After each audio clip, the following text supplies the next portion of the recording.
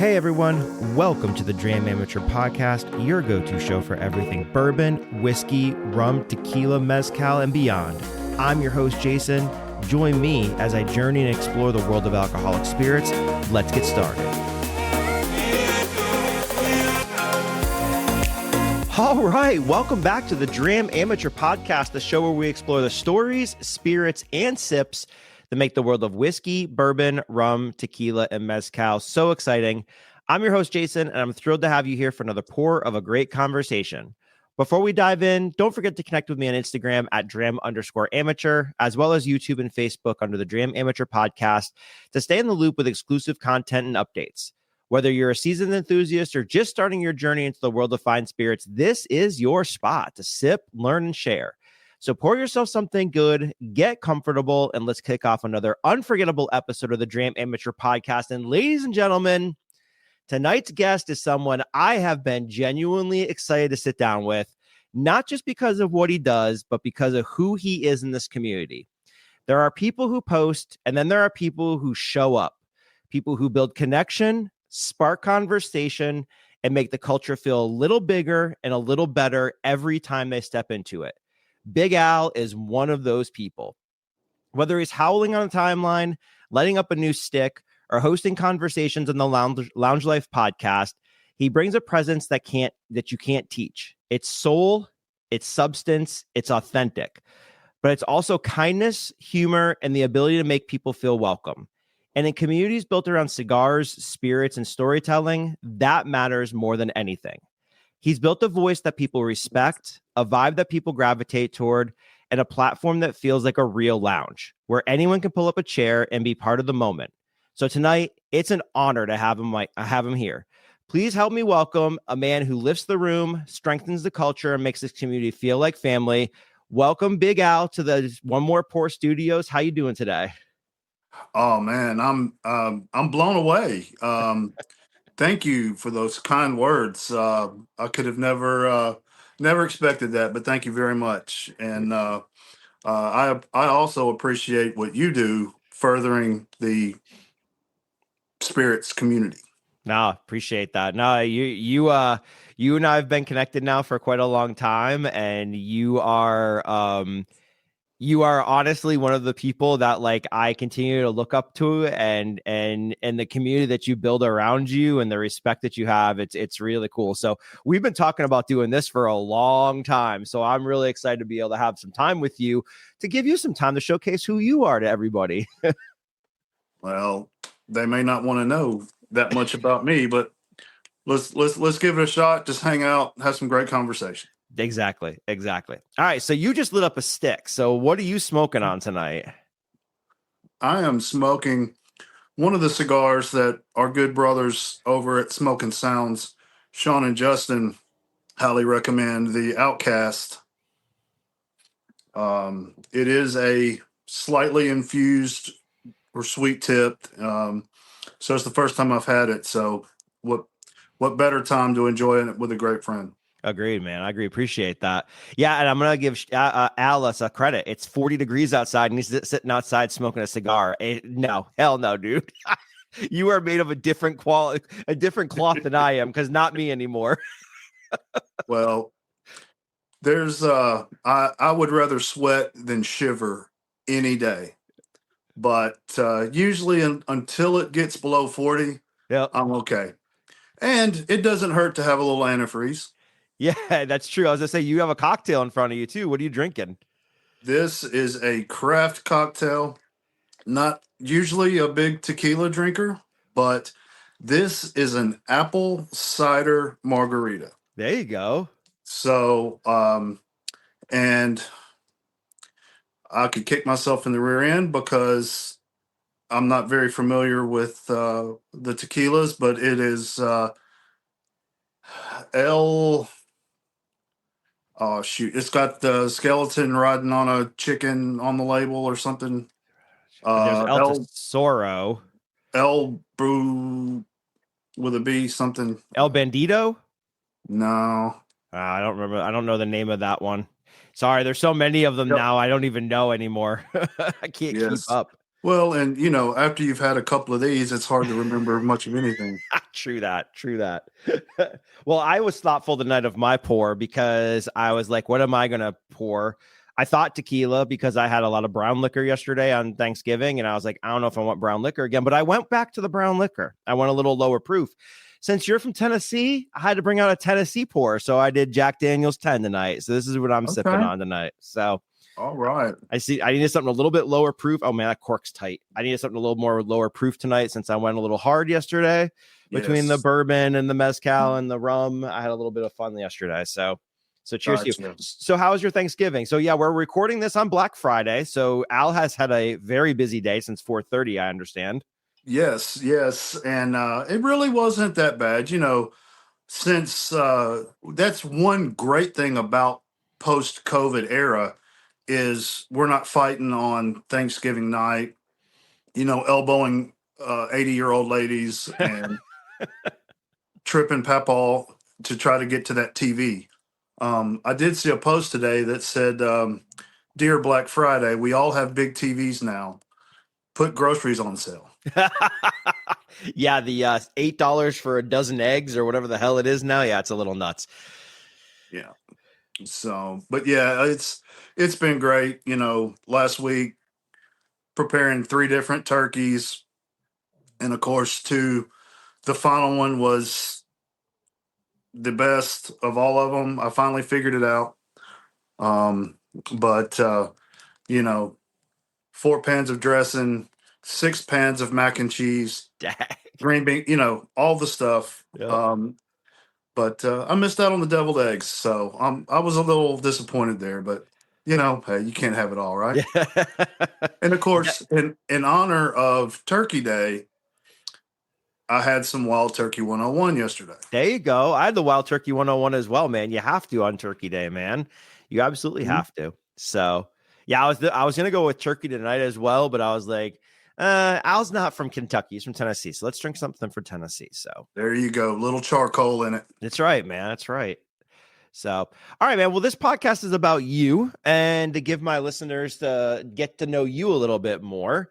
So, we're going to go off we're going to jump off and ask some warm up questions to get them going. So, for anyone who may not know you yet, who is Big Al in your own words? Well, I'm just a guy. Um, my goal in life is to make other people's lives better, and by doing that, I make mine better. Um, I just want to be a friend, have lots of great times, and make lots of great memories. No, that's fair. That's awesome. That's awesome. And you we'll get into the podcast here a little bit, but you are part of the Lounge Life podcast, and you also do your own stuff on the side. Tell me a little bit about that. Well, and one of the reasons why I looked up to you in the beginning, and I know you said you look up to me, but it's definitely the other way around. I was trying to do a solo podcast and just not happy with what I was doing.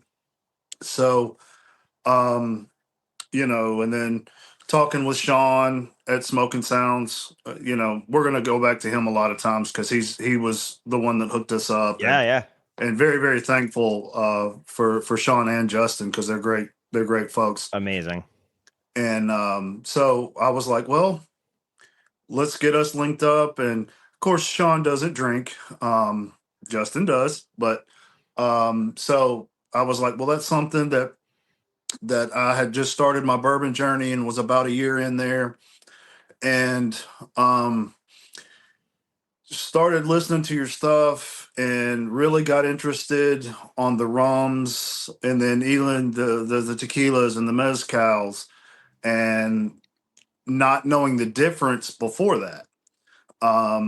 So, but also listening to how you operated. And it's not easy to start and sit in front of a mic, staring at yourself in a screen and talking. Yep. Some people do it well and have a lot of fun with it. That just wasn't me. Yeah. I probably recorded 6 to 10 hours of stuff that I just did not like. I just wasn't happy with.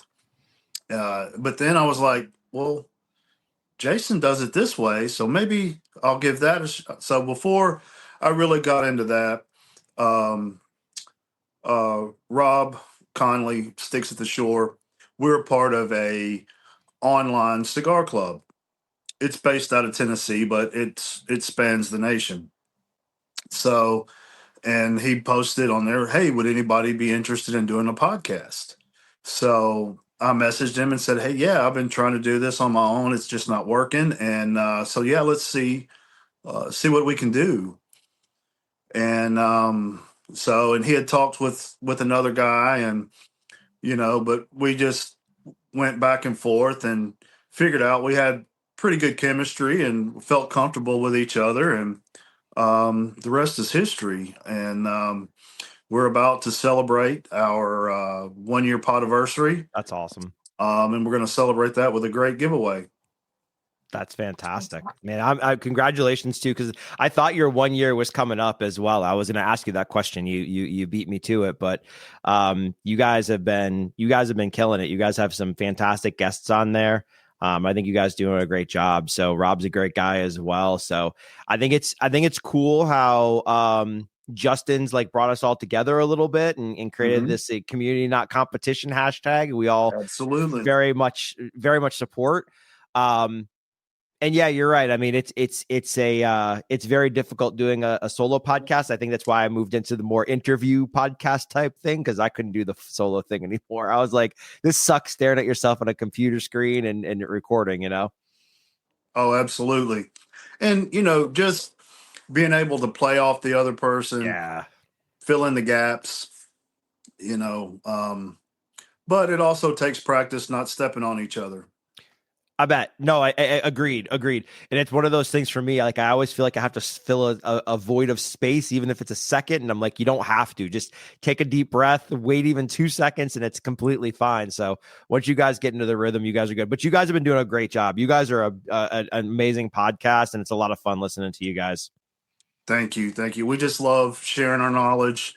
um and we've had some great guests. Some of our most fun podcasts, our Stogies and Slashers episode, where we smoked Halloween cigars or seasonal cigars, and then had a couple of guests on to talk about our favorite slasher movies or Halloween horror movies, and just to kind of give you a preview of something to come here in December.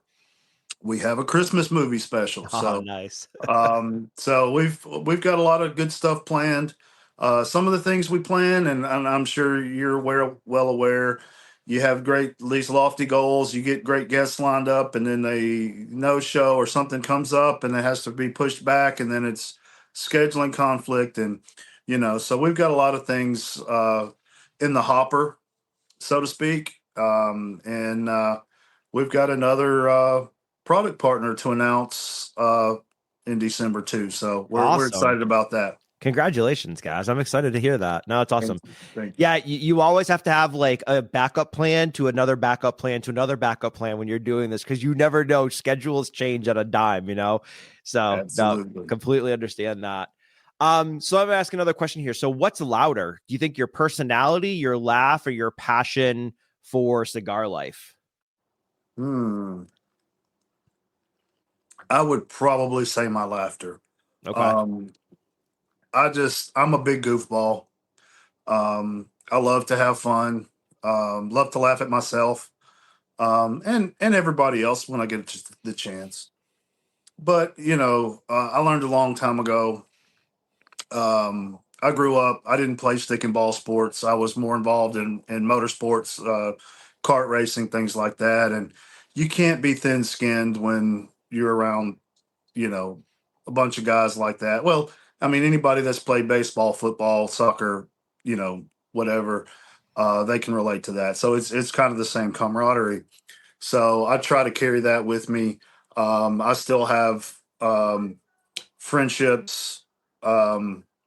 As Sean would say, I've known them longer than I haven't, Yeah. in my life. So that's I just want to have a good time, That's awesome. And the old saying, "I'm not here for a long time. I'm here for a good time." You know, Yep, agreed. So go-kart racing. I did not know this about you. See, this is why we do this podcast, man. So you used to absolutely. race go-karts when you were a kid? Yes, I started about 11 or 12 years old, um, and continued through high school. And my father passed away in 2000 when I was in my early 20s. So I kind of hung the helmet up and got rid of the stuff because it just didn't hold um, the same love for me anymore. Because that was my bonding time with my dad. So yeah, so but like I said, I made a lot of great relationships that carry through to even today. That's really cool. That's awesome.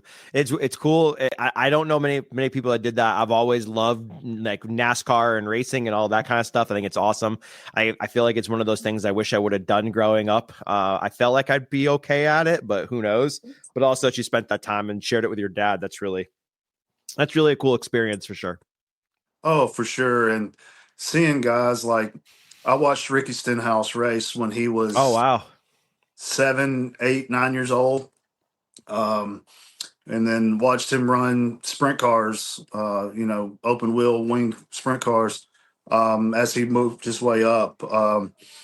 Guys that are now crew chiefs and guys that um, would go on to drive in the truck series and other forms of motorsports. Just it's really a neat stepping stone. that's cool. Do you have a favorite like NASCAR, Formula One? Do you have a favorite like racing type? It used to be sprint cars, and then went to my dad was a big NASCAR fan, so he was well. If you could race it, he would watch it. Awesome. If you had two guys racing wheelbarrows around the backyard, we'd watch it. And he was also into some big cars, different forms, drag cars, sprint cars, stock cars, and then when I got old enough, that's what he was always a mechanic on the side, and would love to just go buy an old beater, Mm. fix it up, get it running, sell it, take the money, go buy another one, do it all over again. I wish I had that skill, dude. That is something that did not get transferred to me, or I'm not gifted with. I saw a reel the other day of some kid and his dad going to buy an old Land Cruiser, and I don't remember what model it was or what year it was, but it was an early '80s or '70s one, and it was Mhm. just in the back of someone's yard, and it was all rusted, but like everything was there, like the guts was all there, like you just had to put a lot of work into it to restore it. And man, I'll tell you what, I was like, I wish I had the knack, the time, the know-how to do all of that stuff. I'm like, dude, that would be amazing. It's such a cool talent. Well, and two, I wish I'd have spent more time with him while he was doing that. But now, with all of the technology on a vehicle, unless you're certified and have the company software, you can't diagnose, you can't Yeah. really fix anything. My son got into Jeeps when he was 15, 16 years old, and then up until he graduated, where we bought him something else, and then his Jeep was passed down to his sister. So the plan was by the time she graduated, I'd have it the way I wanted it, and then I would drive it. That would be my toy. It didn't work out that way, but so is life. But I always said Jeeps are like Legos for grown-ups. Yeah. Um, unless you want it to be exactly like somebody else's, no two are alike. Mm-hmm. So, and that's the personalization of it, the customization. It's wonderful. Yeah. My best friend Brian grew up when I was growing up. Um, we used to go cruising all the time. He used to go driving around. He had an old CJ7. It was white, and then he ended up trading that in and bought a Sahara, one of the old with the square lights on them. I forget what they were called, what model they I were. think that was the YJ. J, that's what I was gonna say. Okay, I was gonna say YJ, so I was right then.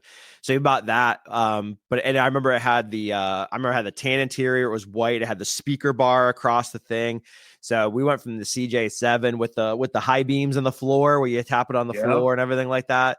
I'll tell you what, I told my wife, I'm like, I'm not a Jeep guy anymore, but if I could find an old CJ5 or an old CJ7 and drive it, I don't care how many miles it has, just around town, right? Just topping doors off around town, dude, I would love it. Somebody pulled out in front of me yesterday with like a baby blue one that had like the silver like racing stripes through it and everything like that. It was beautiful. It's old CJ7 is so nice, man. It's so nice.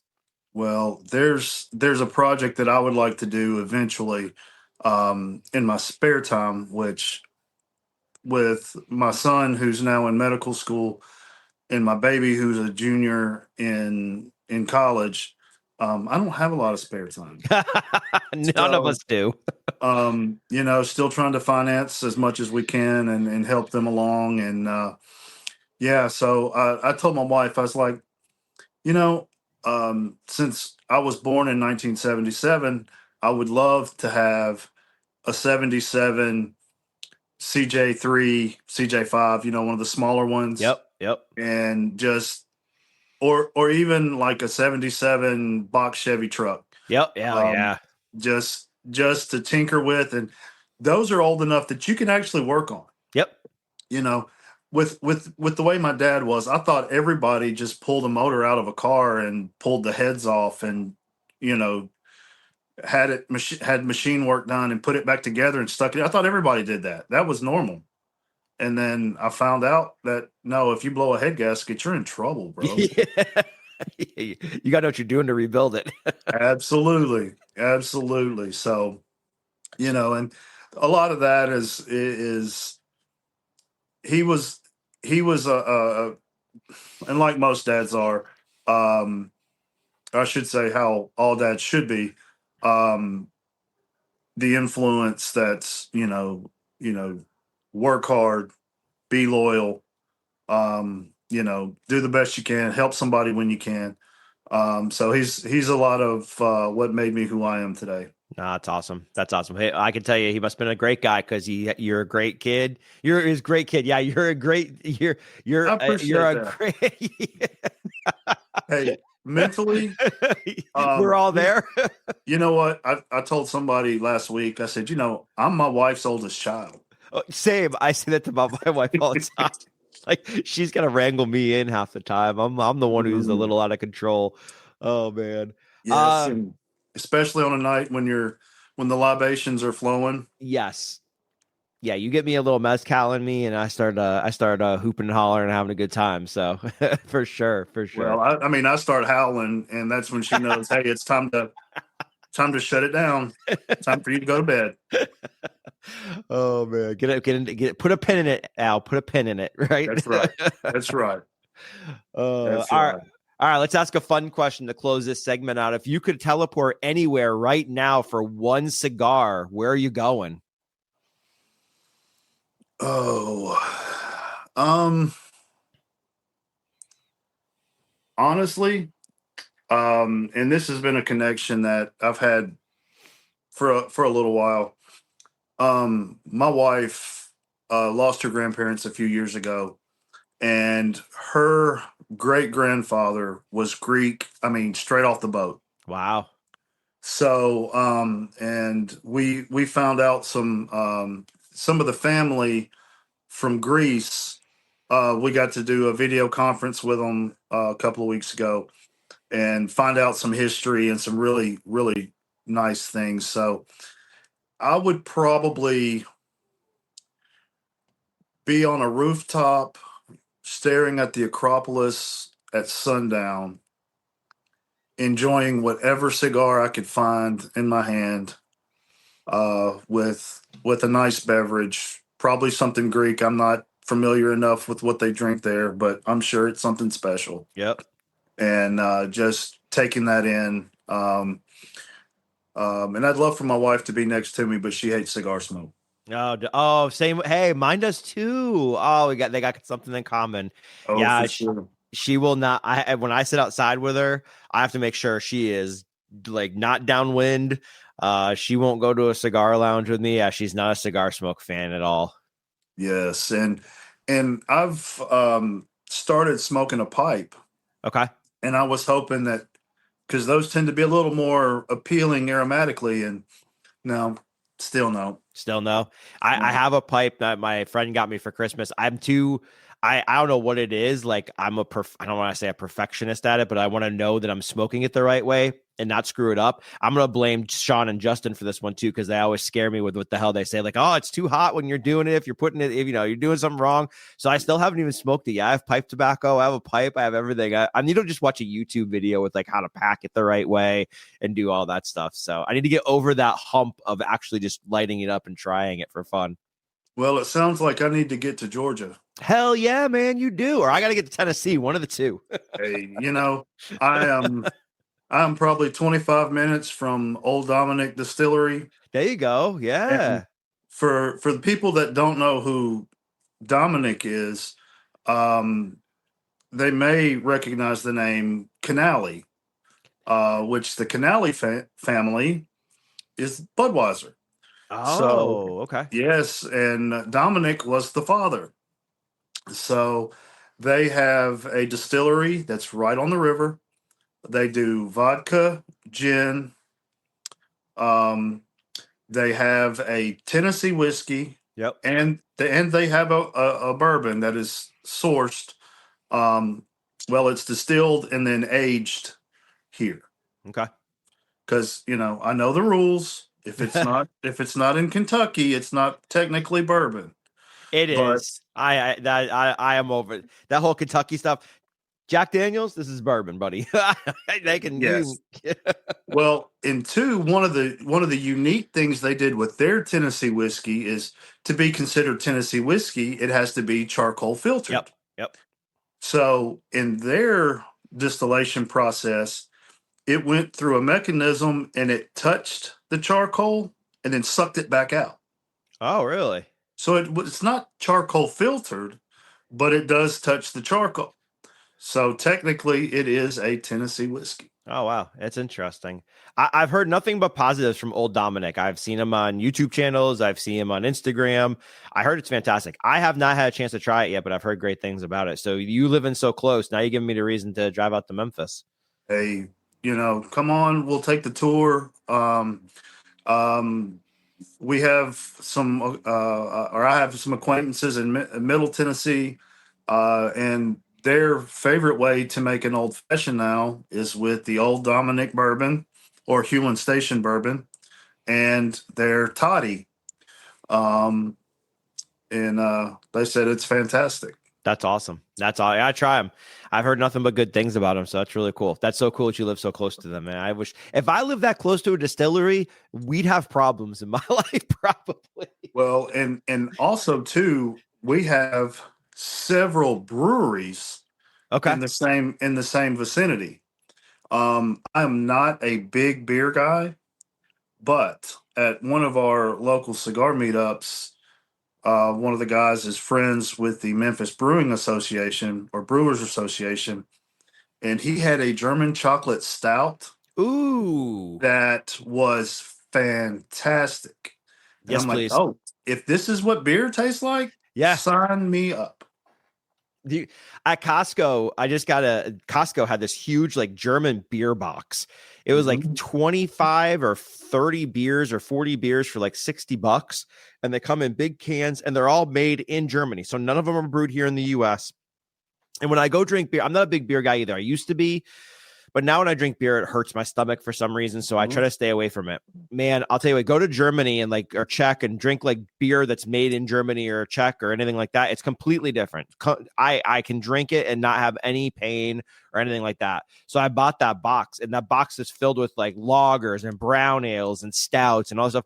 And man, it is absolutely fantastic. And it's just so cool. Everything in the back's in German. There's no on the cans.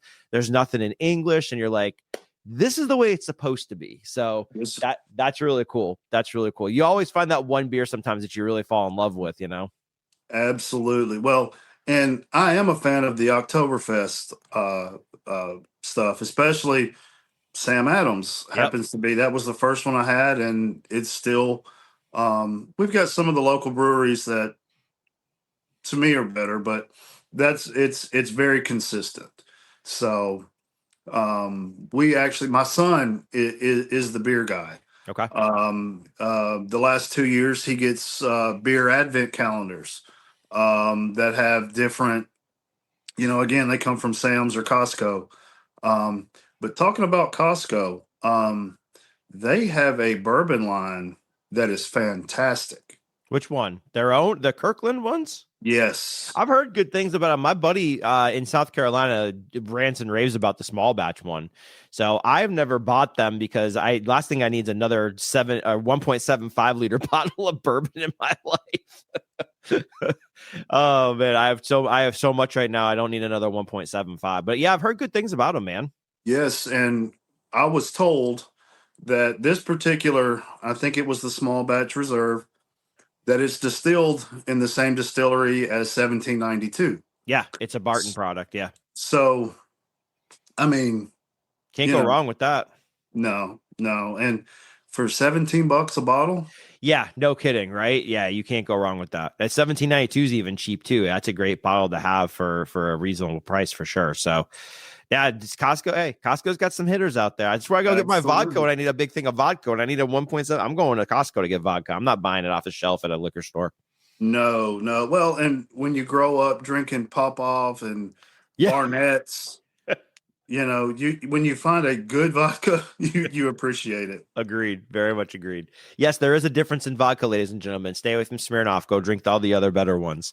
That's for sure. And tequila, I'm finding tequila is the same way Yes. because most of the things that I've always known is trash. Yep. It's flavored and colored and lots of nasty stuff in it. But unlike uh, the Jaguar tequila, The Alma del Jaguar. Almadel Yeah. Jaguar, yeah. Yeah. You like it, don't you? Stuff's delicious. Well, and two, when you had I can't, his name escapes me, but when I found out that he was one of the founders in Blue Note, it made me. I was like, oh, I kind of like Blue Note, but now hearing the way they did him, not such a big fan. I know that's the same way I was too. I was So like, yeah, Macaulay's a great guy. Yeah, I mean, I was a huge Blue Note fan as well. I think I've had a number of bottles in my possession over time that I always drank through them very fast. So I was always a Blue Note fan. yeah, And then yeah, I heard what kind of happened there, and I was like, yeah, I think I'm done with Blue Note. I think I'm gonna stay away from Blue Note. yeah. Well, and then two, having old Dominic right here, Yeah, I can support a local company. there you go. You gotta love that. You gotta love that. All right, so we're gonna mix in some cigar and bourbon questions a little bit here, but I'm gonna start with cigars first because the one thing when I got introduced to Sean was somebody had my best friend Jim Jim and Lindsay who does oh god Children the of the '80s. Children of the 80s. Thank you. I had other 80s podcasts in my head. Mhm. They were like, hey, there's a lot of bleed over and crossover between cigars and bourbon and stuff. You guys should hook up and talk. So we're gonna do a little bit of both here with that. So cigars are really personal. What's your cigar ritual from cut to final ash? Well, I have to start with the reason I enjoy the smoke. Okay. Yes, I enjoy the taste. That is part of it. But with a cigar, I'm forced to slow down, stop even. You have to be careful to cut the cigar, especially if you're using a straight cut, because you cut too much of the cap off, it Mm-hmm. unravels on you. And it it makes it a worse experience. If you overlight it, the toasting of it, the lighting of it, it's more ritualistic. It's kind of the same way tasting, uh, kind of the same way when I'm introduced to a new spirit, I have to stop, and it's not. And two, I've gotten to the age where I'm not drinking to get just Yeah. completely blown out. Yep. I want to stop, enjoy the aroma, swirl it in the glass, check the legs. And you know, I'm a on the rocks guy. Okay. Yep. But when I'm introduced to a new spirit, it's neat first, and to learning to let it sit on your palate a few seconds. You Mm-hmm. don't just shoot it or just drink it and swallow it. Learning to slow down, taste, enjoy, figure out what's going on. Um, that's been a that's the ritual of it kind of helps you get back and get centered, get you to a good place. That's cool. I agree too. And how you drink your bourbon or drinks, I could care less you drink it on ice or not. You do you. It's from Well, my uncle yesterday was I had brought over a bunch of nice bottles for Thanksgiving. And one of them was extra añejo tequila from Cascanes, and he put just a single ice cube in it. He's like, "Sorry, man, I gotta drink it on ice." I'm like, Don't apologize to me." I said, "Listen, I bring it over for you to enjoy. If that means you enjoy it by putting an ice cube on it, then that's the way you enjoy it. I'm not gonna fuckface shame you here. I'm like, no, you enjoy it the way you want, you know." absolutely, and that's what it's about. And Agreed. again, kind of the way it is with cigars and the cigar community. One of the biggest fears that I had going into it, and especially going and sitting down in a lounge, was is there going to be this jerk over here smoking a Davidoff or an Opus X, a 50, 70, $100 cigar, and I'm sitting here smoking $12 to $15 cigar, and I go look at me like, oh, you like that trash? Mm-hmm. But that is the complete opposite of any experience I've ever had. More times than not, it's, hey, what are you smoking? What do you think of it? Mm. Have you tried this? This was my experience with that. I may have to revisit it. It's always been super positive. Again, it's like the way I feel, it's the way we need to be in society. Mm-hmm. Let's focus on what we have in common rather than the stuff that um, divides us. Mm-hmm. Let's just focus on our enjoyment and our love of the spirit or the leaf, and just be good humans. Yep. Agreed. Amen to that, dude. Hey, cheers to that one. Shit. I say that all the damn time, man. I'm like, the problem, we're going to go on a rant. I'm going to on my soapbox. You got me on my soapbox, Al. Let's do it. My problem right now is that as a society, we have all been able to find our little niche of where we want to go. So I don't care if you're far left, far right, far north, far south, you can go find that little niche, and then you can just go hang out with those people, and you've lost as part of your far left to learn how to talk to somebody on the far right and find your center. You've lost the ability to talk to somebody north. You just lost the ability to come together. And even you don't have to see eye to eye. You don't have to agree to everything that you believe in or I believe in. But what you can do is you can try to understand each other, ask questions, learn about them. Why do they feel that way? Those kind of things. You don't have to agree, but understand what makes that person tick, and then find something that you do have in common and then lean into that. So amen for what you just said, man. I really appreciate you for that. Well, thank you, because I think when you boil it all down, politics, religion, all of that, we all have the same desires. I think we all want to live fulfilled lives and to be left alone for the most part. Yep. You know, you do what you like over there, and as long as it's not infringing on me, I'm going to do what I like over here, and as long as I'm not infringing on you, we should be able to live in harmony. Yep.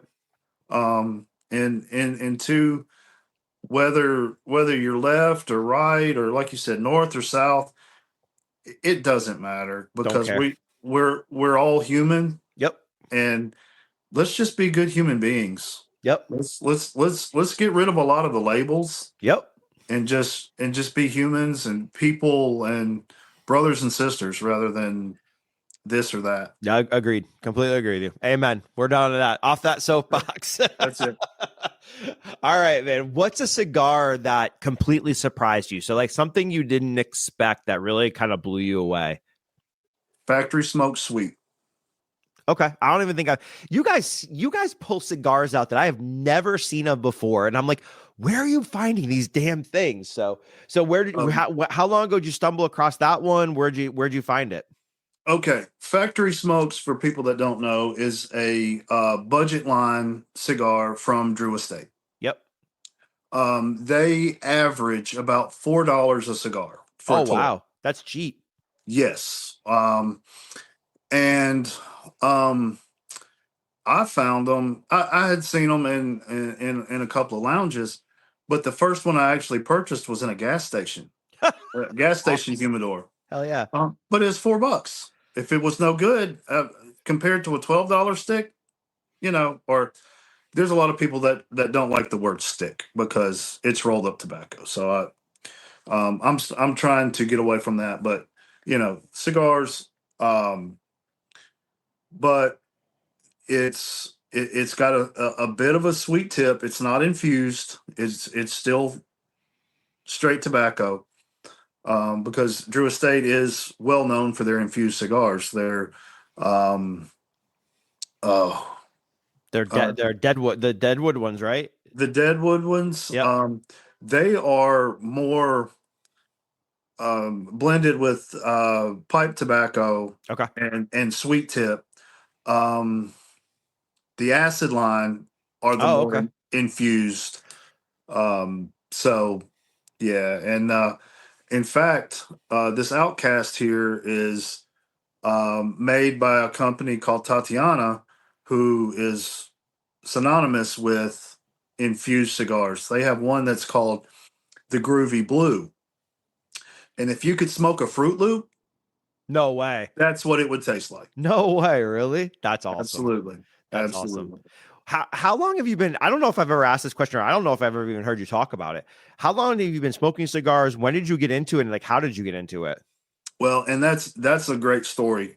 Or I think it's a great story, but I believe this is the end of my third or fourth year. I've lost count. Okay. That's what happens when you get to a certain age. And they say the memory is the second thing to go. But my son actually came home from college and for Thanksgiving, and I had mentioned to him before that I think I'd like to try a cigar just to see what it's like because I've never been a cigarette smoker, anything like that. My dad was a pipe smoker, which is why, and of course, listening to Sean and Justin kind of rekindled that nostalgia. Yeah. And Father's Day, his birthday, the day we lost him, those are days that I tend to smoke a pipe.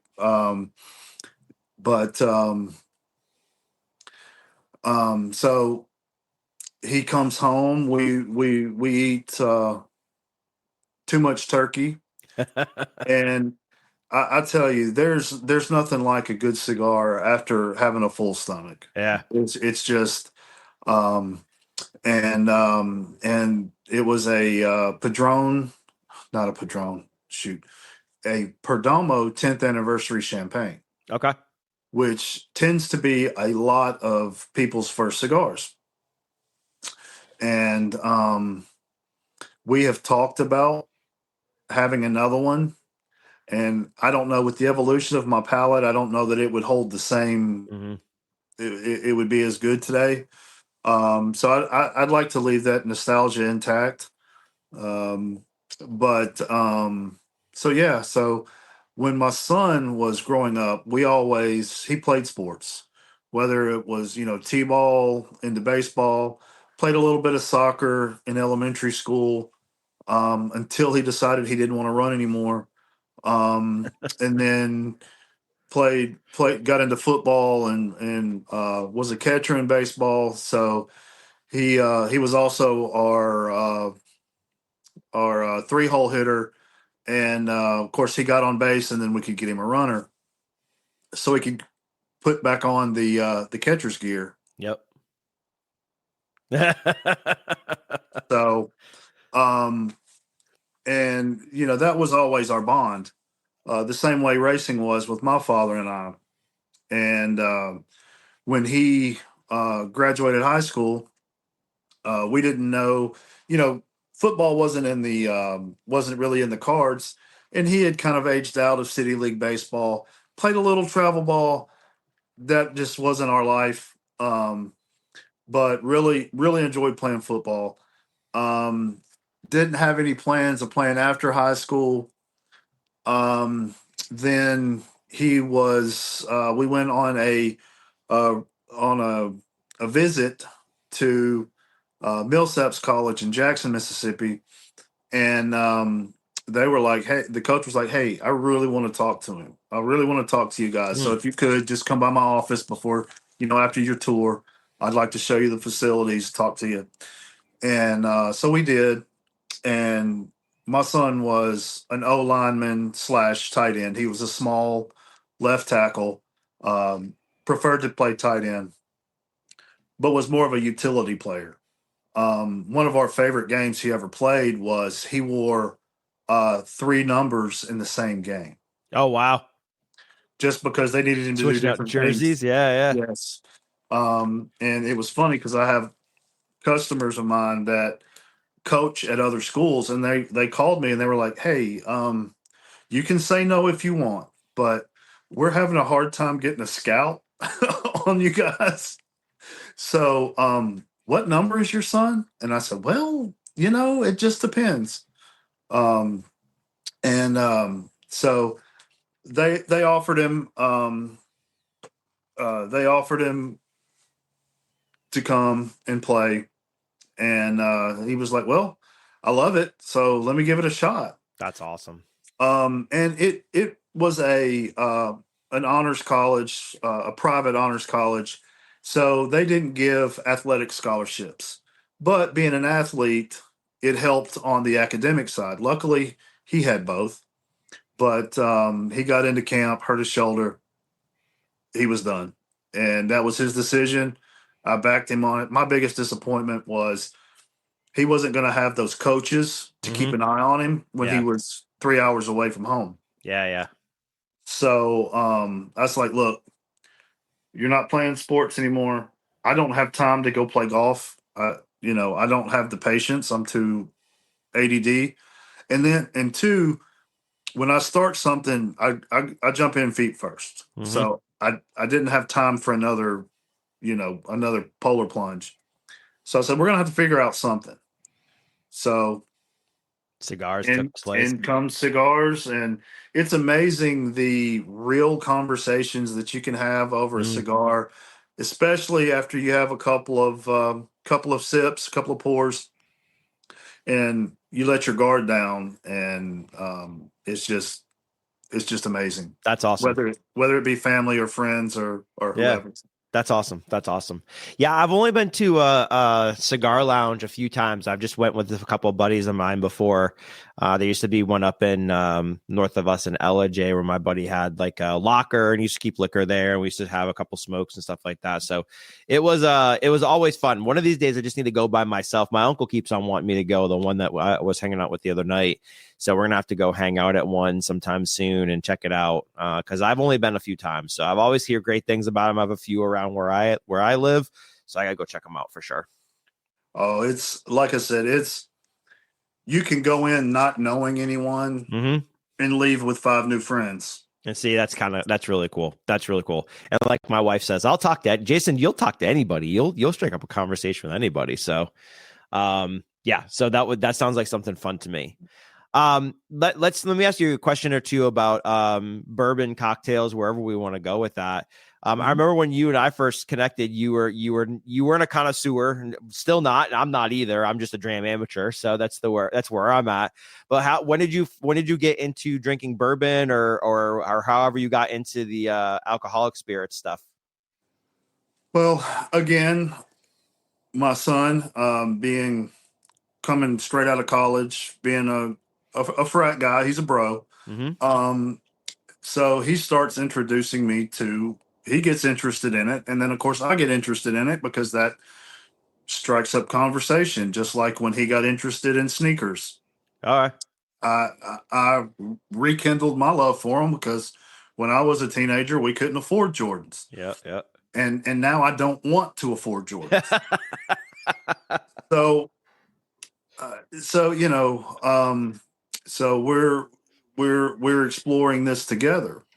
Um, so, but before that, it was a lot of coconut rum Okay. Oh and God, I'm and, sorry. and Diet Coke. Well, and I moved from Malibu. Okay. Yep. When you drink 3/4 of a bottle of Malibu and don't feel anything, it's Yep. and then moved to Blue Chair Bay. Okay. Didn't realize it was a little stronger, but hey, you live and you learn. And then, that was the sweetness started to be overwhelming because I Yeah. went from Coke to Diet Coke, and um and there was even a point in time where I had sworn off soft drinks except on my cigar days. Okay. And I am not a everyday cigar smoker. It's maybe once a week, maybe twice a week. Just depends on how much we're recording, how stressful it is. It could be up to 4 a week, but it's usually less than that. It's usually 1 to 2 a week. And so I have a buddy that's a pilot, and he was a collector, and then he decided, I'm done collecting. It's time to consume. There you go. Yeah, let's go. And so my introduction to Blanton's Mm, was a Japanese exclusive release. the Tankara one, I think it is. Is that the one? I believe so. Yeah, yeah. I couldn't read anything on it. It was all in Japanese. That's awesome. So, and then he's like, look, if I have it and it's open, you're welcome to it. Oh, cool. He said, if it's not open, talk to me. It's not off limits, but talk to me. Because there's some stuff in his collection that they're investments. Okay. Yeah, yeah, yeah. I absolutely understand that. So, but the thing that really got me is when he pulled out the Ric Flair bourbon. Which one is that? Um, I wish I paid better attention, but Ric Flair For is the on the booth. label. Is he really? All right, hold on. I gotta look this up. Ric Flair bourbon. Hold on, because I don't even know this. Oh shit, it is Flair Spirits. Dude, I've never even heard of that before. Yeah. So again, that was the Huh. benefit of him being a pilot and flying all over the country and out of the states and everything. So, but he introduced me to. He's a big Elijah Craig guy. Okay. Yep. Um, my son is, I think his favorite is Woodford Double Oak. Okay. Um, again, it was funny because one night he brought some Weller Special Reserve, the green label, Yep. the mostly available, and then he had a bottle of Larceny, just the regular. Um, and he said, "Look," he said, "if you're going to try them, try the Weller first, and then the Larceny." No, I got that mixed up because he said if you have one first, the other one's going to taste horrible. Yep. So, and so for his 21st birthday, we we got him a bottle of Eagle Rare 10. Nice. And so we've kind of last year, or for his birthday this last year, we got him a bottle of the Larceny barrel proof. Okay. Good Um, bottle. so yes, and um, so it's he's a little more cultured than I am on that, or he's tried. I should say he's tried more than I have. Yep. Yep. But then again, I have to be aware of my limits because headaches and vomiting are two of my least favorite things in the world. Yeah. True that. True that. So and again, I don't drink to get plastered and get wasted. I drink to enjoy, to slow down and just enjoy what I'm having. And you know, I know you've probably covered this before, but when you're talking to a real bourbon guy, it doesn't matter what pour it is. If you don't like it, they don't expect you to finish it. Yeah. Yeah. Pour it out, Yep. because if I didn't want you to have it, I wouldn't have given it to you. I wouldn't have Yep. suggested it. Yep. And people feel like, hey, um, you poured it, I have to finish it. And two, just in the spirit side, I visited I have some family in Austin, Texas. Okay. So her husband comes down and he goes, "Oh, you're a bourbon guy." And he goes, "Here, try some of this," and spins around a Glencairn on the table and pulls this bottle and sits it down. And it's Pappy 15. Oh, now. Yeah. Let's go. And I was like, I really appreciate it.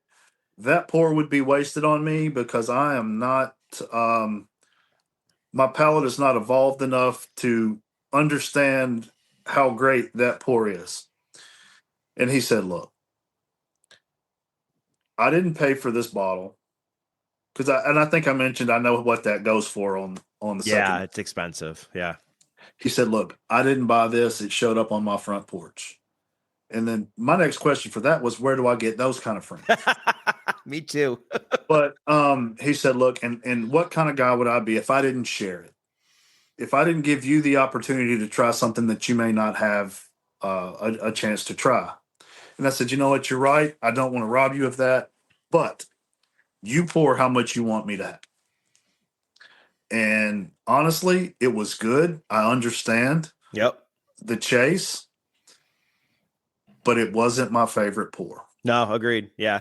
I mean, I've never had the Pappy 20 or the 23. I've always heard that the 15 is like the sweet spot. Like if you have a 15, like you'll have the 20 and the 23 and you always go, I want the 15. So I've had the 15, just a pour of it before at a restaurant.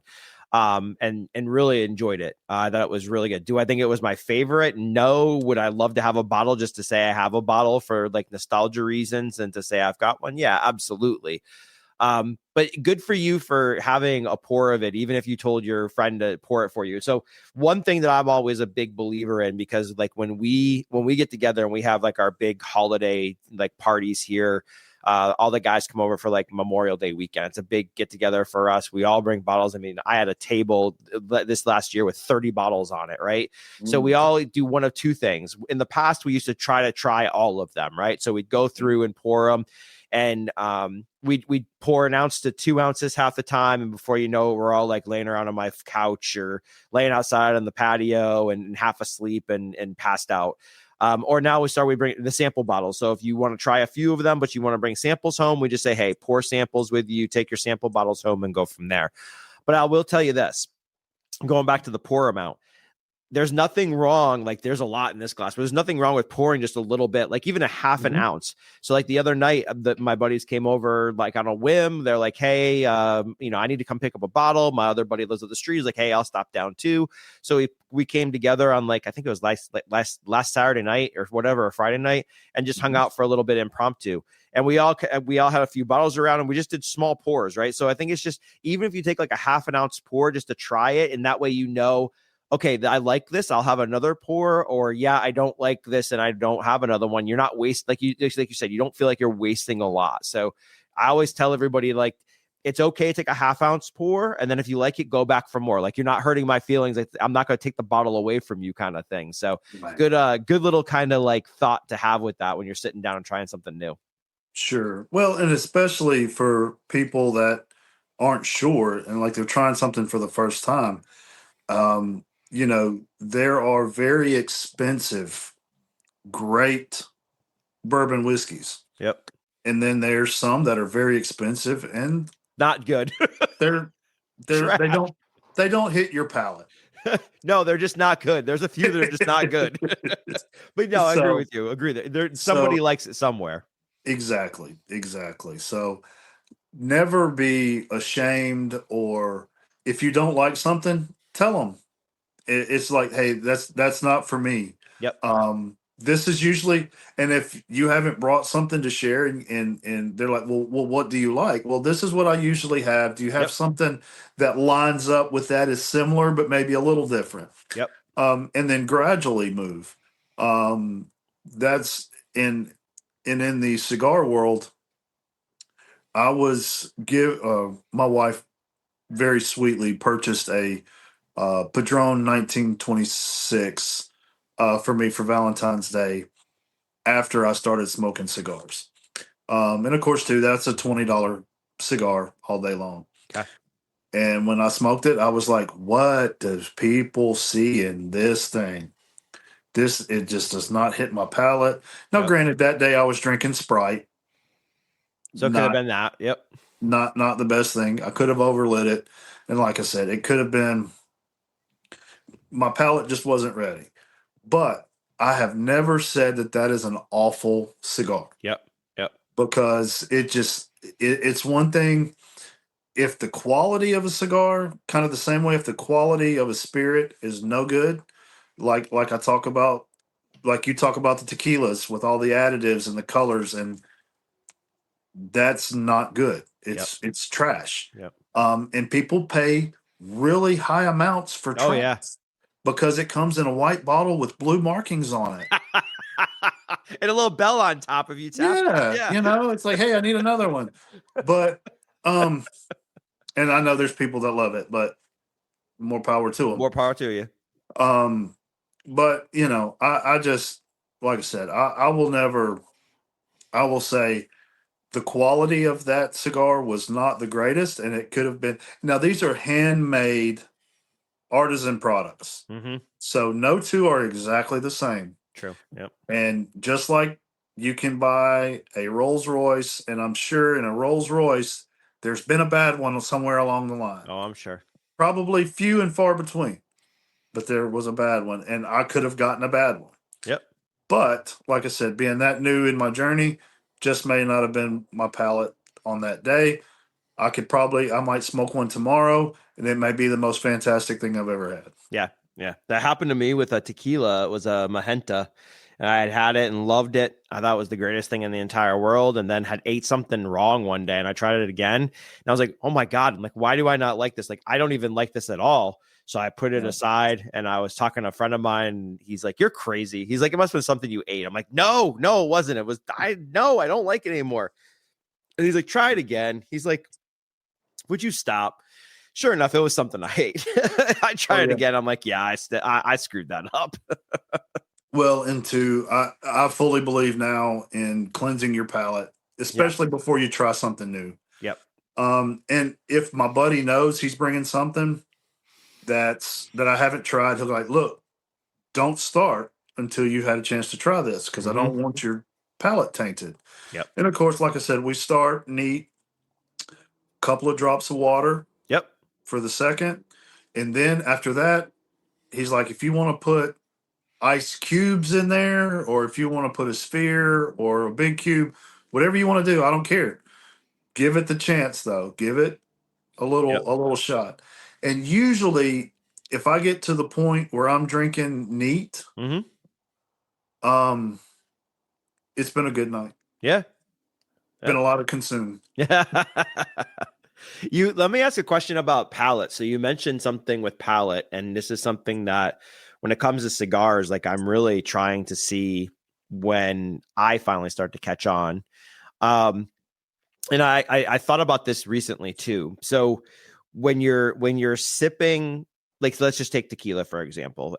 We did a blind of Blanco tequilas, right? So unaged product, and you'd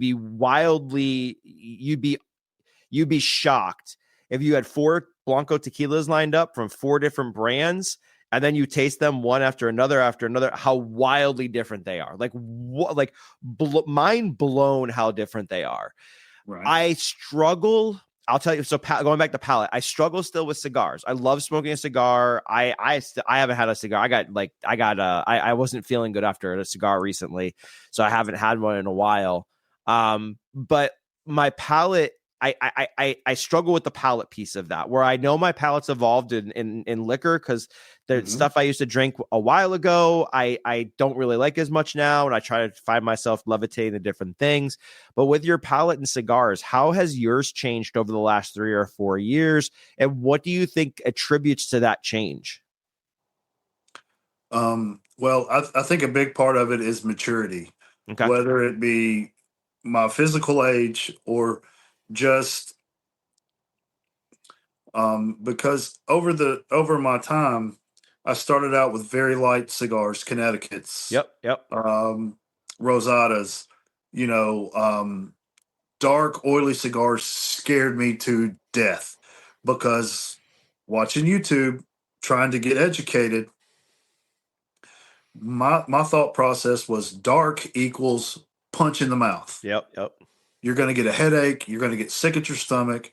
You're going to have to do like Nick Perdomo says and take your sugar packet out of your Yeah. pocket and I put had it to on do your that. tongue. Yeah. Yeah. And it works. It works I for did. anybody. It works. And that's a Nick sick uh, cure because um, nicotine is a vasoconstrictor, so it constricts the blood vessels around and um, can make your blood sugar drop. Mm-hmm. Um, so that's why smoking other things makes you hungry because it affects your blood sugar. Mm-hmm. But so the first Maduro cigar I jumped into was the blackened M81. Okay. So, and I am a big Metallica fan. And I was like, if I smoke this and I don't like it, I've got to be honest. I can't sugarcoat it. I can't say, well, I'm like, I don't want to trash talk it. So, and it was a triple Maduro. Okay. So it's Maduro binder, Maduro filler, Yep. and Maduro wrapper. And so my in my brilliant thinking, well, let's see, it's Memorial Day. I'm floating in the pool, drinking water. Um, I think I'll just try it. It was a fantastic cigar. Mm-hmm. Did not give me a headache, did not make me sick to my stomach. Um, and drinking water also increases absorption of nicotine into the blood. Okay. So those things can lead to the Nick sick um, type things. So then it clicked in my brain that oily wrappers, that's where all the flavor is. Mm-hmm. Kind of when you get a bourbon or other spirit that's a little more viscous and it has a longer finish, it stays on your palate a little longer. Um, in very the same way. So now I've moved over into um, Corojo wrappers, um, Maduro, Habano type wrappers. Very few Connecticut's um, interest me anymore. Hmm. A lot of them tend to revert back to a very bitter kind of dirty penny taste. And Okay. just like with spirits, and age makes it better Okay. to a point. Um, you can you can take a 12-year-old cigar that's been aged and it may lose some of its oomph because some of the oils have dissipated and of course then the flavor and the strength has dissipated also. But it just it has evolved and it's changed. So the my introduction to whiskey was, and you're probably going to laugh, but it just is what it is, and no shame in my game. Um, American honey is Okay. what got me into the wild turkey honey. Um, I was gifted a handle of it because somebody received it as a gift, and they said this is too sweet. I don't like it. So that is what kind of brought me in. The same way an infused cigar might bring a cigar person in. And then just over time, now it's too sweet. Well, let me try some of this. Mm. So and then let's step up the proof a little bit. Let's and then become accustomed. Things aren't as hot. Hmm. You don't get as much of that burn on your palate. And it's virtually the same way Same with thing. tobacco. Interesting. And see, for me, I asked the question because I feel like I go backwards right now. So, like when I had smoked cigars before, like it was all darker cigars. Like I love the darker stuff. And now for me recently, like it's a medium to even a Connecticut for some reason now. So, like I've even gone backwards. And I'm just like, I wonder why. Cause I've always been like my coffee, the darkest roast, the blackest I can get it, like bourbon, same thing. But for Yeah. some reason with the cigars, like I've taken a few steps back and I find myself liking the medium ones or even the Connecticut wrappers, the lighter ones, instead of going on the darker side of things. So it's just interesting for me how I'm going backwards instead of saying where I was. So just something interesting. Well, and it is, and again, it could be chemistry in your body. It's called age, old age. Well, then your coffee's supposed to get blacker, Yep, yep. and your spirits are supposed to get stronger, and so is everything else. But with that being said, George Burns, he would smoke between 17 and 20 cigars a day. Mm-hmm. I don't know anybody that could smoke 17 to 20 full bodied, full strength cigars in a day. Yeah. Most people that smoke even 4 or 5 a day start out light and with a cup of coffee, either black or I'm still kind of a coffee rookie, so I have a little sweetener and a little creamer. Yep. And I haven't really enjoyed a cigar with coffee because of the creamer and the way it coats your palate. Okay. And so that can change your taste of a cigar. But talking with somebody else, if you took that coffee with the creamer, and you have that kind of sweet, that balance of sweet and bitter, and then even if your palate is coated, if you go with something a little stronger Mm-hmm. to kind of cut through that, or um, say you're drinking a sweeter spirit, say a rum, Mm-hmm. you might go with something that's a little more medium plus to full rather than something light. Because I would not drink a sweet spirit with a sweet cigar. Okay. And of course, I just said that, and I'm a hypocrite because I am drinking apple cider margaritas and smoking a sweet tip cigar. No shame, man. No shame. So, hey, like I said, memory is the second thing to go. No, that's a good point. I'll have to think about that next time I try it because listen, I'm still an amateur when it comes to the spirit stuff. Know enough to be dangerous and hopefully educate a few people here and there.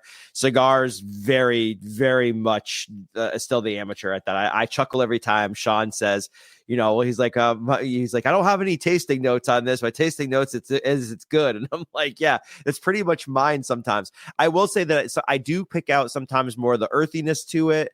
I pick up some of the creamy notes. Like if I had one, I don't know, I had like 2 or 3 cigars ago. I had one first like couple draws. Like, man, that thing's creamy. Like you could tell it's just so different. You can tell if they're like a little bit more lighter and airier, and I don't know if they say fresher or whatever, but you can also tell that they're not as heavy as like the creamy ones are. Right. But like I'm still trying to get some of the notes that I hear other people that get out of the cigars. I think that will definitely take me a little bit of time. So something I've got to work toward as a dram/cigar amateur, I guess. Well, and two, I think we put a lot of pressure on ourselves to try to pull, especially if we've listened to somebody else Yeah. talk about it. That always influences kind of what we think, and we're disappointed if we don't get exactly what they've gotten. And very similar to spirits, just say bourbon. I can catch the cherry, I can catch the vanilla, but most other than that, I can't. I catch ethanol, Mm-hmm. Mm-hmm. and very similar with tobacco. I catch a little leather, that earthiness you talk about. Um, I and when people say chocolate, the first thing that always pops in your mind is milk chocolate. Yep. That's really not what I get. I get more of a cacao Okay. Yep. or like the Hershey's powder. Yeah. Yeah. Yeah. So, and now you've got people that go, "Oh, well, and like with Rob, my partner there on the Lounge Life, he's very good at distinguishing notes. Okay. And we've been smoking about the same amount of time. Mm-hmm. Seriously. And he's just better at it. And one time there was something I couldn't quite put my finger on, and he said graham cracker. And I go, that's exactly what it tastes like is a graham cracker, but that didn't pop into my mind. Yep. But the next time that hits me, I'll go, that's graham cracker. Yeah. Yeah. So, but when I hear people talk about catching notes of citrus and stone fruit, and I can't tell the difference between white pepper, black pepper, red pepper in a cigar. Um, It's you know, pepper. It's peppery. I'm always it's like, that's a spicy gal. That's what I always yeah. say. Well, Yeah. Yeah. that just means it burned your nose when you Yeah. retro hell. Yeah. Yeah. And as a smoker that doesn't retro hell because I haven't gotten it down yet, it is what it is, and Yep. I can tell you, oh, that tastes like tobacco to me. Yep. But like I said, I catch a few things, but um, and I used to really try to stop and focus and break apart and put, and it ruined my experience Okay. because I was overthinking it. Yep. So and a lot of it is the ritual to slow down, take a breath, let everything go for just whether it's an hour, 45 minutes, an hour, hour and a half, or 3 hours, and have multiple smokes. It's just, That's the it's most just, important thing of it, part of it. yes, it's unwind time. Yep, yep. Now pepper's another one I can pick up because I mean I've had some like the first third is peppery as shit, and I'm like, damn, I always say to Yeah. my wife, that's a spicy gal, and she's like, is it peppery? I'm like, yeah, she's spicy, and then it changes and it evolves and it's completely different as you get to the mid and the last third of it. So that's another one I always pick out pretty quick, and I think I picked that one out easily too, just because of the alcohol and in drinking spirits as much as I have. Right, if I drink something that's a very like a spicy rye, right? The rye spices on it or something like that, which I tend to lean toward a lot. Then I can pick that up pretty quickly on my palate. So I'm guessing good at a couple things, couple palate. Yeah, the fruits. I'm like, I'm not gonna get blackberries at a cigar. I'm like, how the hell do you get blackberries out of this damn thing? Right. The biggest things is because I've learned just like you check the bouquet Yep. in a spirit, you smell the cigar, you smell the foot. You'll get barnyard. Um, a friend of mine and I were talking, and he said, "Yeah, it smells like manure." And she goes, You like a cigar that smells like shit?" And he goes, "No, no, no, no, no. That's not. It's not the manure itself. It's just that thought of when you step onto a farm Yeah. and the grass with the minerally smell, and that's why they say barnyard. Yep. Yep. um with a candela wrapper, the green wrapper, Yep. a lot of people get, like, they say it tastes like grass clippings. Really? Whereas with like Silent Hero cigars, which on my hat here, that's Frosty the Stove Man, You got Frosty. I love it. and that it tastes more like green tea, like a Lipton green tea. Oh wow. And it pairs great with that candela. Um, and it's very interesting how different spirits pair with a cigar. So, and talking about the blackened Mm-hmm. line, with Metallica, um, I have had the blackened whiskey. Yep. Now I was gifted a bottle of the cask strength, and it was volume 3, which I think there's 3 different volumes, and it was 124 proof. Nice. So I had to let it mellow, Yeah. a little bit on the sphere, but there's something about when you take you take a draw off of the cigar, and then you taste the whiskey, and it changes, Yep. and vice versa. Yep. If you have the whiskey before you take a draw of the cigar, it changes it. Yep.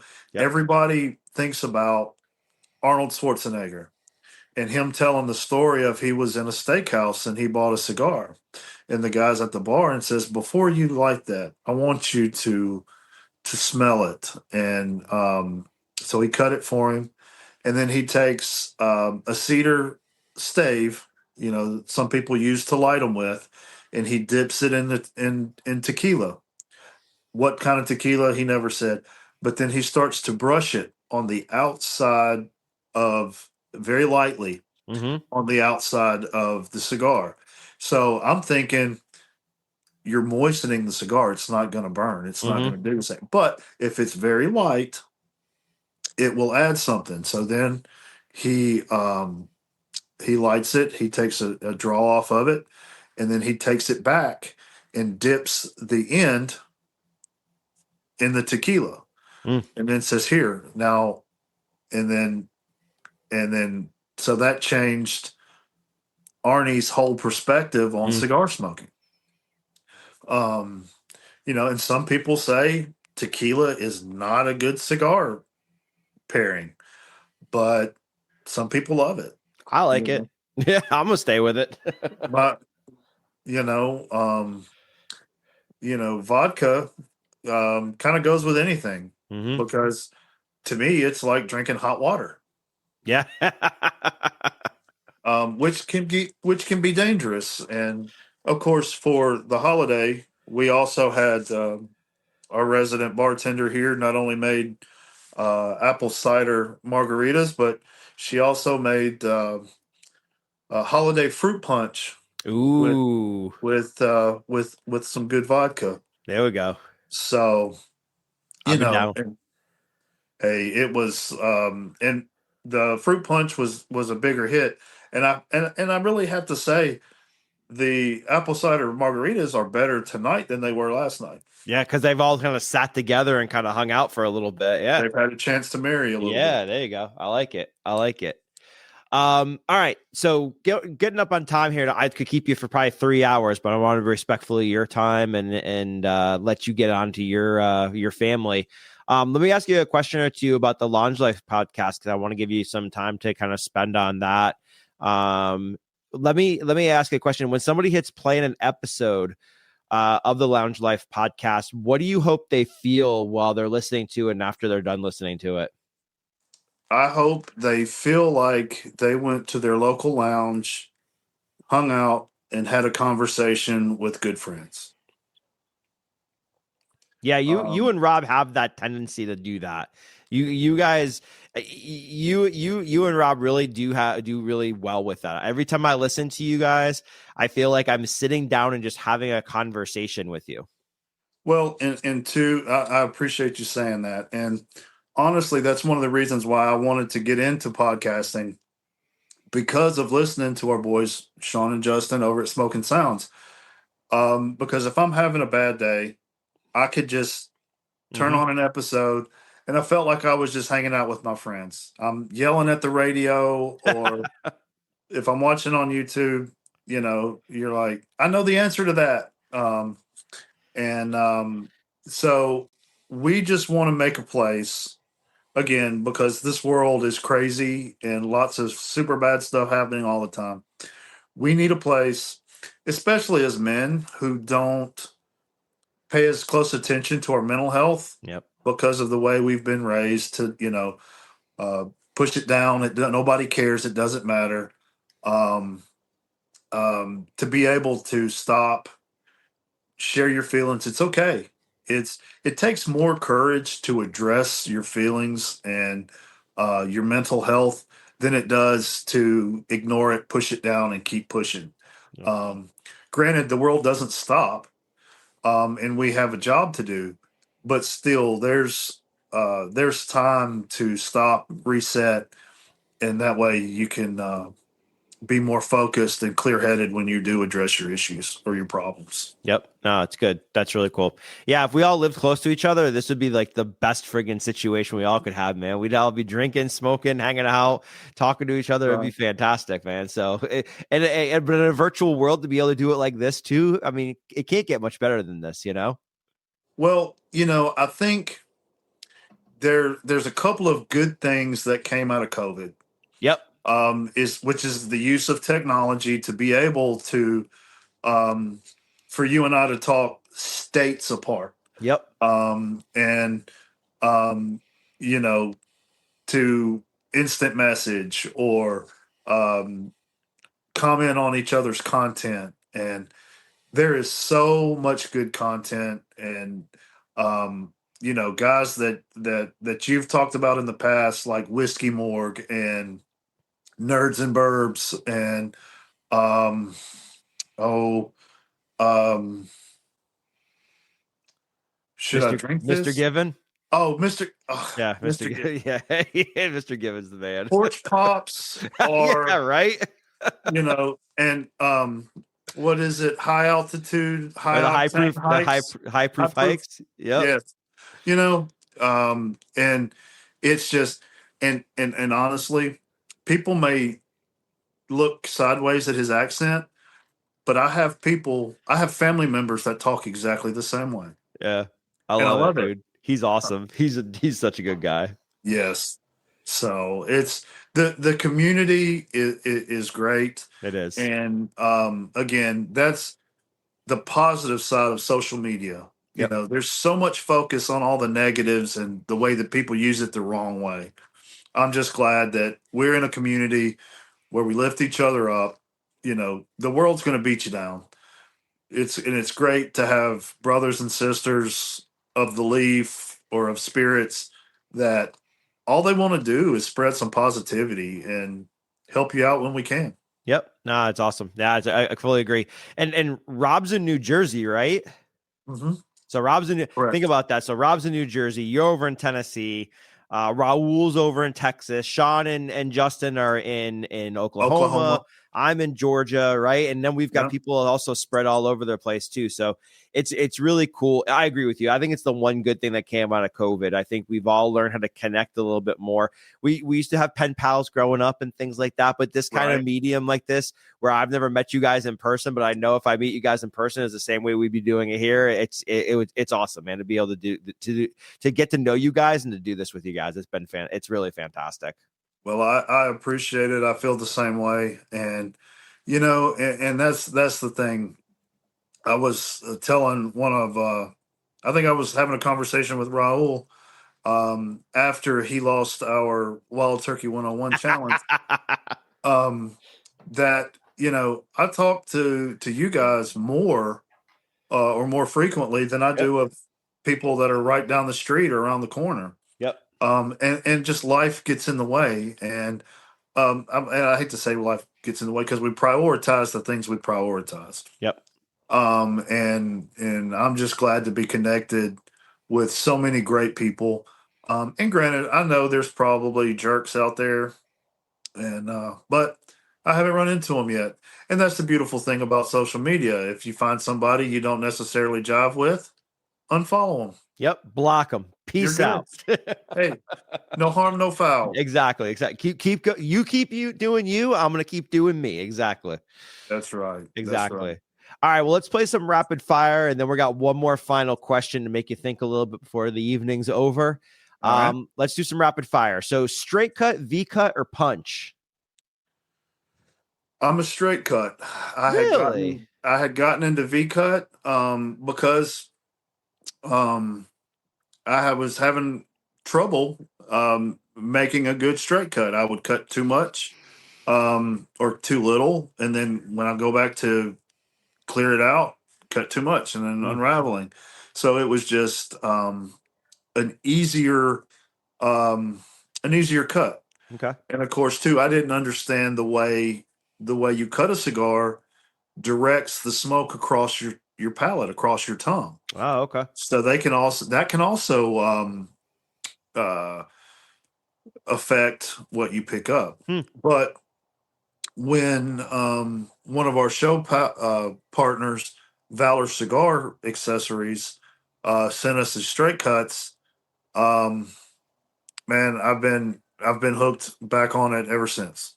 That's cool. No, okay. I didn't see. I used to be a straight cut guy, and then I was like, V cut. What the hell's a V cut?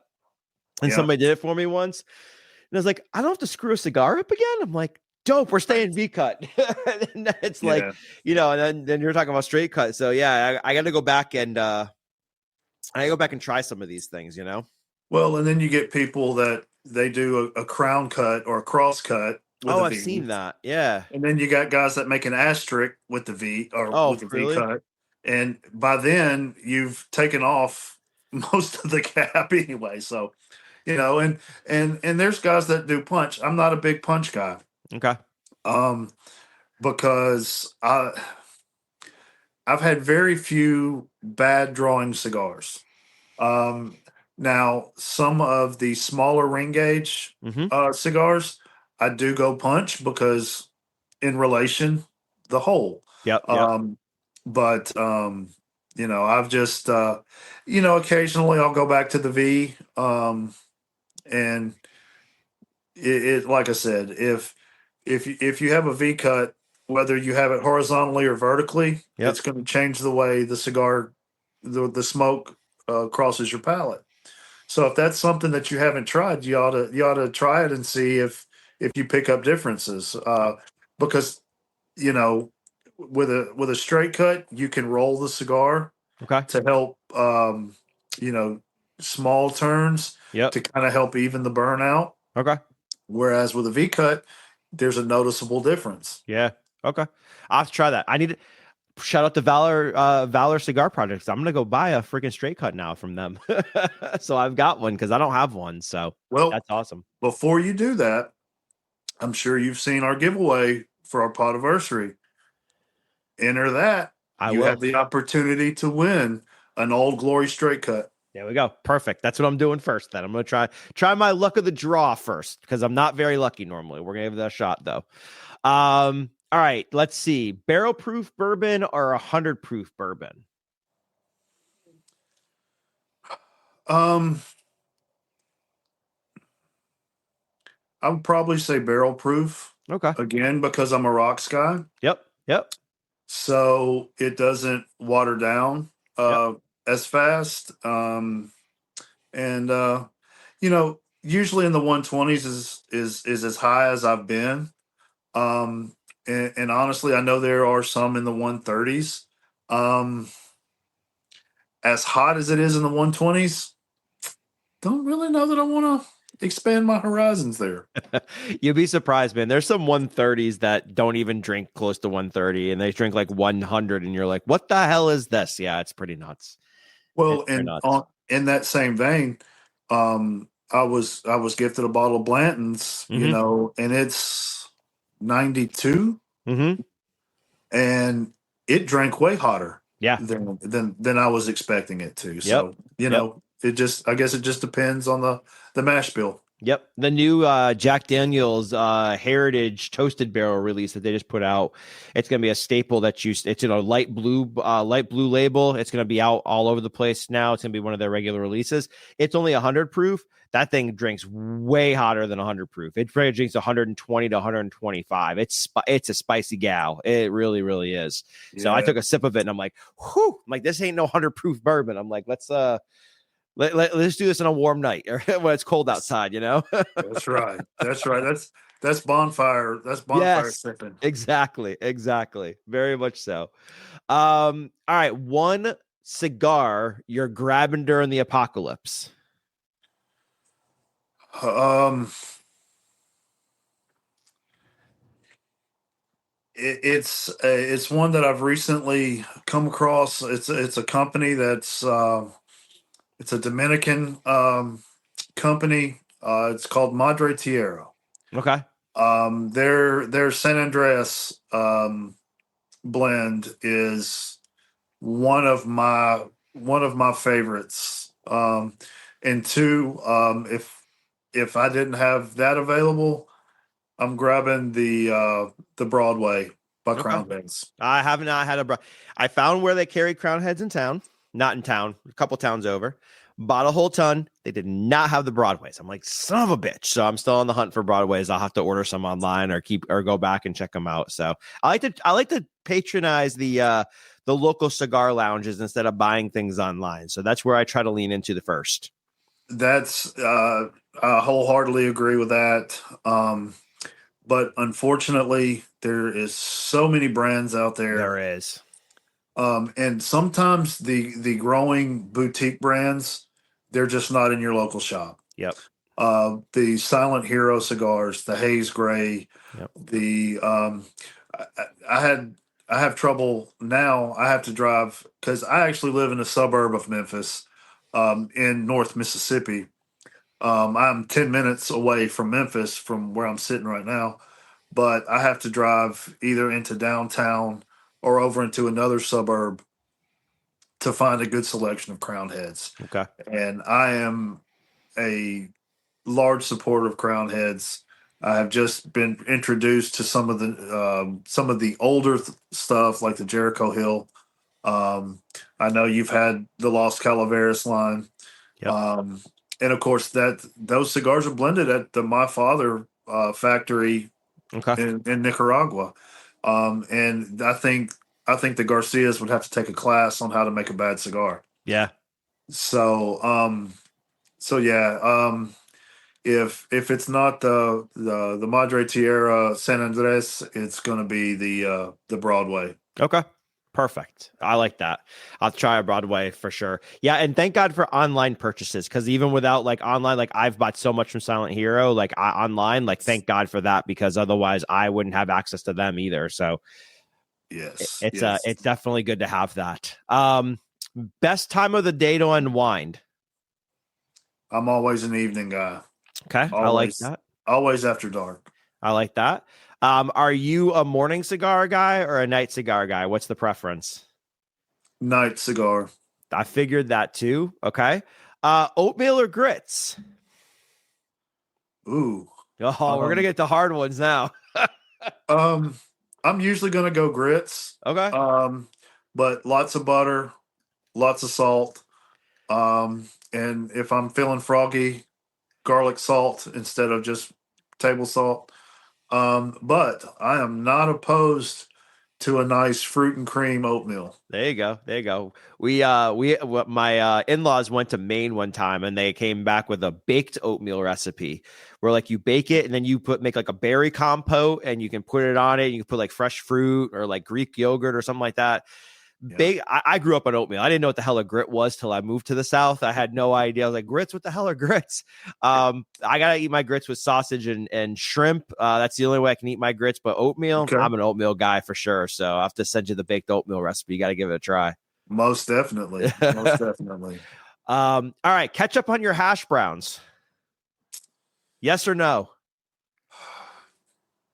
Yes. Damn it, Al, we can't talk anymore. Never mind. Now, Every time we go to Waffle House, my family, my wife puts ketchup. Like, you just fucking ruined it. You ruined your hash browns. Why would you well, do that? now at Waffle House, I'm getting it scattered, smothered, chunked, covered, and chopped. Yeah. So you don't need any ketchup on that. Yep. Um, it's funny. And the reason I hesitated on that was we actually had Chick-fil-A about 10 o'clock this morning Okay. after, and of course, the little hash browns they got, I hit it with the Polynesian sauce. Oh yeah, dude. I dip Polynesian sauce. Yeah, all day. All So, day. and if I had to choose between ketchup or Polly or even Chick-fil-A sauce, I'm going ketchup's going to be the last. Agreed. Completely agree with you on that one. Completely agree. All right. Pecan pie? Pecan pie? Or yeah, pecan or pecan. Wait, what's it? Pecan. Pecan, pecan, or pecan pie? Pecan. Okay. I'm a pecan No, guy. no, I'm a, no big emphasis anywhere. Um, unless it's a bourbon pecan pie, there you go. There you and go. and then the emphasis is on the bourbon. Yep, I hear you. I like it. I like it. I always joke with that because every single year my father-in-law makes a homemade pecan pie, and he's like, "Hey, I make pecan pie," and I'm like, "Do you make a pecan pie? I can't eat pecans. I'm allergic to them." He's just like, "No pecans in this house. That's where the toilet is, buddy."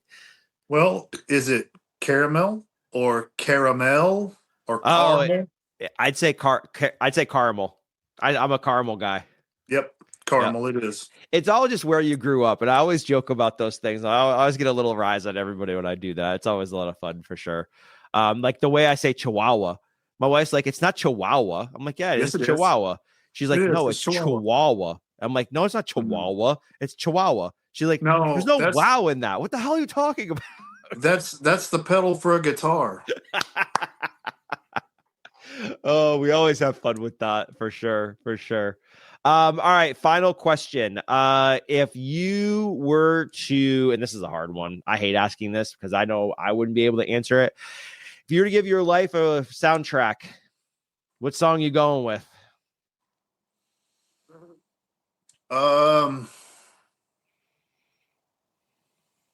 Life is a highway. Well, hold on. The Tom Cochran version or the Rascal Flatts version? Tom Cochran. All right, amen. All right, we're good. We're good.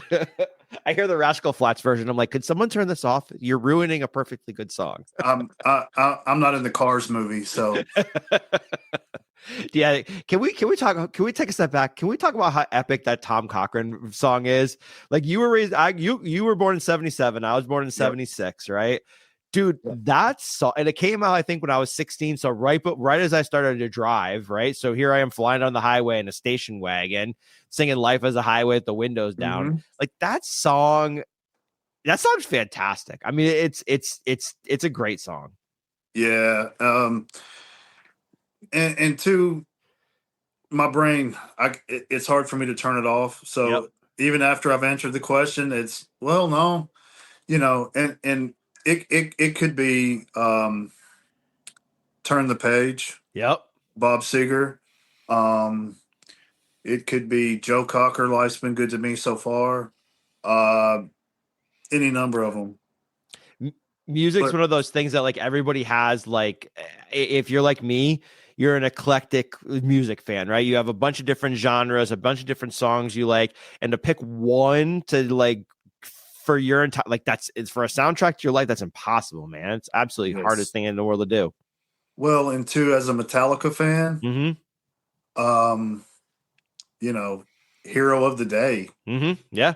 It's some of their newer stuff, which is not always my favorite, but you know, or even Skillet, Yeah. Hero. Yep. Yep. Um, it just depends on the day. Yep. Or Nickelback Hero. Yeah, or Motorhead Hero. Yeah. We go on and on. Or Foo Fighters. Doesn't Foo Fighters have Hero song? There goes my hero. Yeah, There goes my. All right, I was gonna say, damn. I was like, Jesus. I hope I'm right on that one. I'm gonna embarrass myself here. you're all good. All right, man. Final poor question for the night. I always like to close out the podcast with a thought-provoking one. So, if your life, your story, and your journey were bottled as a bourbon or a cigar blend, I will let you choose. What would it taste like? And what would you want people to take away from that experience? Oh, I'll probably go spirit side. It would probably start off very hot, spicy, but have a long finish and end with a very sweet note. Love it. Maybe vanilla, maybe cherry. Love it. Love it. So meaning you started spicy in your life, you kind of mellowed out now, and now you're just loving life as you go along and live it every moment that you like it did to the fullest you possibly can. That's the plan. Love that. Love that. That's the way it should be, man. It's the way it absolutely should be. Well, Al, buddy, cheers to you, man. I am so glad we finally got the opportunity to do this. This was fun as hell. We need to definitely do this more often. Before I wrap this up, thank you for your kindness, your friendship. Thank you for everything you do for this community. Thank you for bringing us together. It was cool to see you on the homie check-in last night on Raul's thing as well. That was cool. So, man, Yes. I love everything you're doing, and I really appreciate your friendship and everything like that. And I really look forward to more years of getting to connect with you and support you as well, and see what the future holds for you, man. Most definitely. And I have to admit, I was a little thrown off by receiving chorizo of the week. Um, so not sure if I should be flattered or offended, but again, it's all in good fun. I had prided myself in not getting that award. But I guess that's what happens when you lose to the wolf. Yep, exactly. All right, well, that's a wrap for this episode of the Dram Amateur Podcast. A huge thank you to Al for joining the podcast, and to all of you for tuning in, sipping along, and being part of this amazing community. If you enjoyed the show, please take a moment to like, share, and leave a review. It helps us grow and reach more spirit lovers like you. You can also follow me on Instagram at @dram_amateur for updates, behind the scene content, and more. Your support means the world to me, and I can't wait to keep sharing this journey with you. So until next time, remember, life's too short for bad pours, so make every damn dram count. Cheers. Thank you for tuning into the Dram Amateur Podcast. I hope you enjoyed our deep dive into the world of spirits. Don't forget to subscribe and leave a review. I certainly appreciate all the feedback and support. Stay tuned for more exciting episodes as we continue our exploration of bourbon, whiskey, rum, tequila, mezcal, and beyond. Cheers, and until next time, keep savoring every sip.